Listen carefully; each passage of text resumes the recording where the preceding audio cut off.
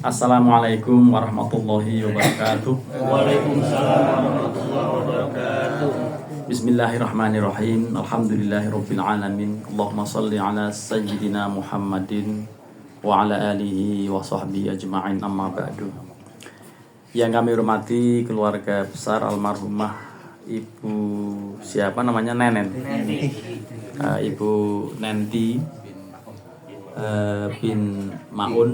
binti Maun, yang kami hormati para jamaah, wabil khusus Bapak Sarpan.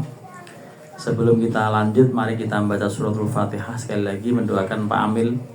Ini masih sakit ya? Iya, tadi saya tengok. Ya, karena mungkin kehujanan. Jadi memang sekarang kalau kehujanan gampang-gampang sakit. Mudah-mudahan Pak Amil segera sehat ya. Amin. Allahumma ishfi mardahu shifaan ajilan. Al-Fatihah. A'udzu billahi minasyaitonir rajim. Bismillahirrahmanirrahim. Alhamdulillahi rabbil alamin arrahmanir rahim maliki yaumiddin. Iyyaka na'budu wa iyyaka nasta'in. Ihdinas siratal mustaqim. Siratal ladzina an'amta 'alaihim ghairil maghdubi 'alaihim waladdallin. Amin. Para jamaah takziah, ini malam ketiga ya. Malam ketiga, dan insya Allah nanti katanya mau disambung di malam ketujuh. Kita mendoakan almarhumah Ibu Nenti binti Maun, tentu juga almarhumah yang tadi disebutkan, ada Pak Maun, ada Bu Sinah, Pak Sanen, kemudian Ibu Rayun, Ibu Reyan, dan seterusnya tadi yang disebutkan di awal. Mudah-mudahan almarhumah semuanya ditempatkan di tempat yang paling indah di sisi Allah Subhanahu wa taala. Khususnya Ibu Nentin yang berpulang ke rahmatullah ini malam yang ketiga.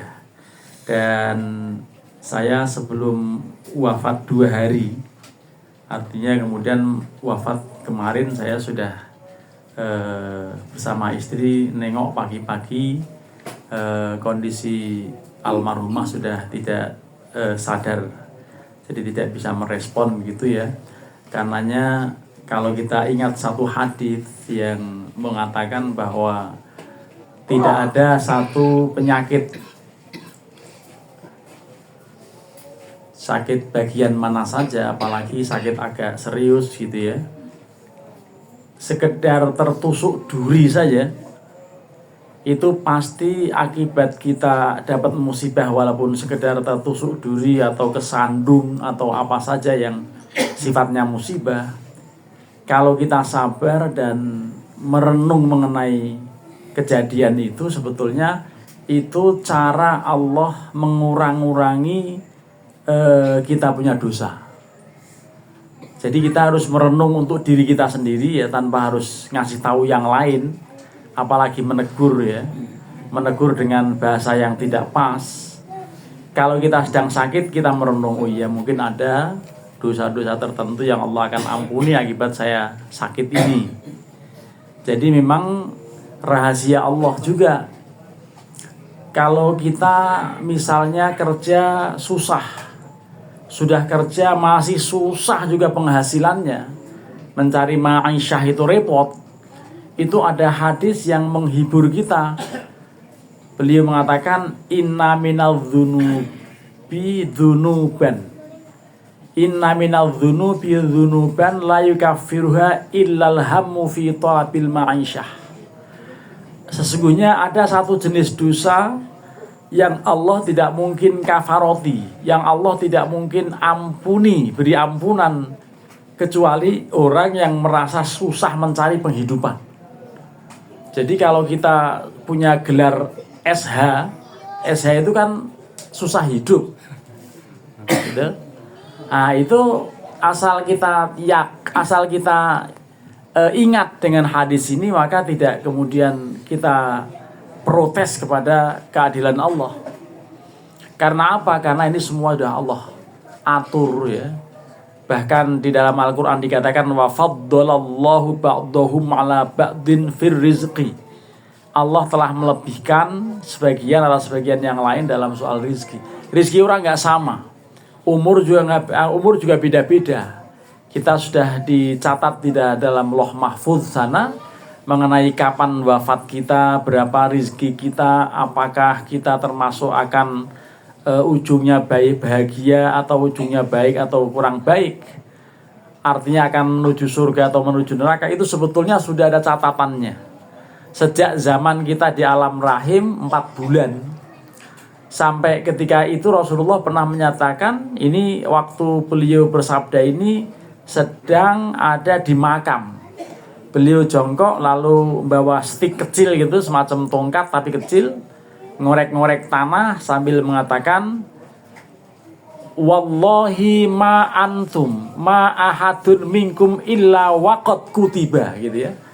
Demi Allah tidak seorang pun di antara kalian kecuali telah Allah tetapkan makanahu, tempatnya itu apakah dia akan menuju ke neraka atau surga, itu Allah sudah tetapkan.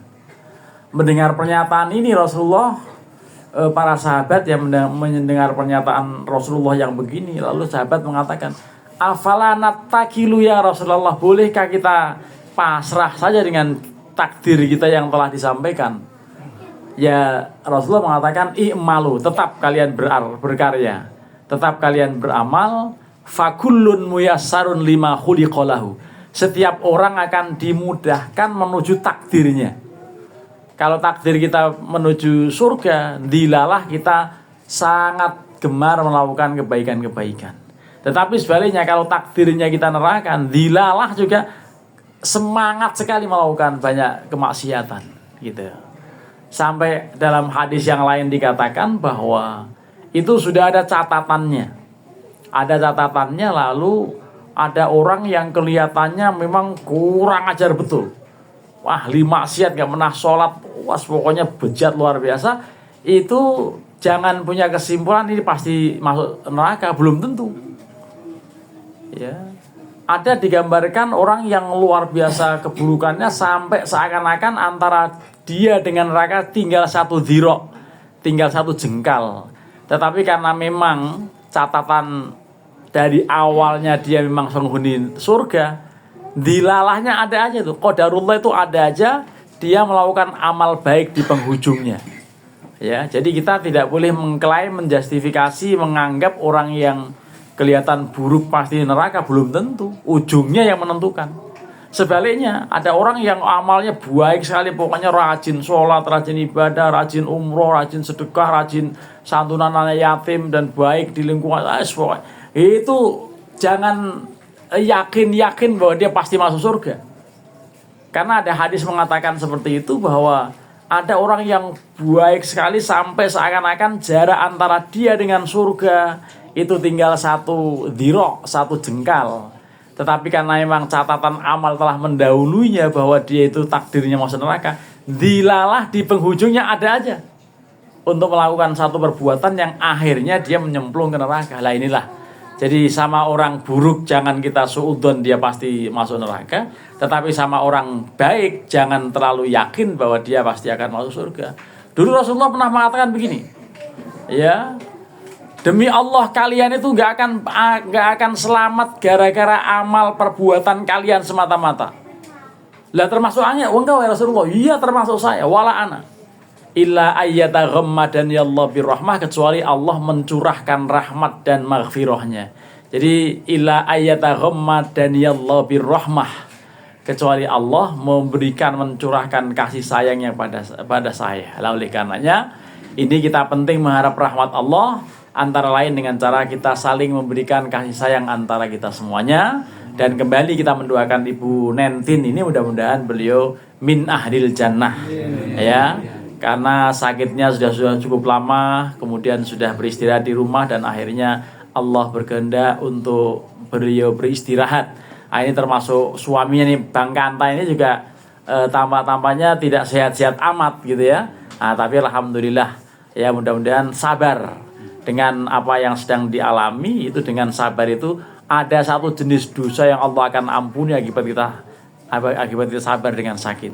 Tapi jangan kalau nengok orang sakit bilang begini, sampean tahu nggak itu penyakit itu karena banyak dosa, jangan ngomong begitu.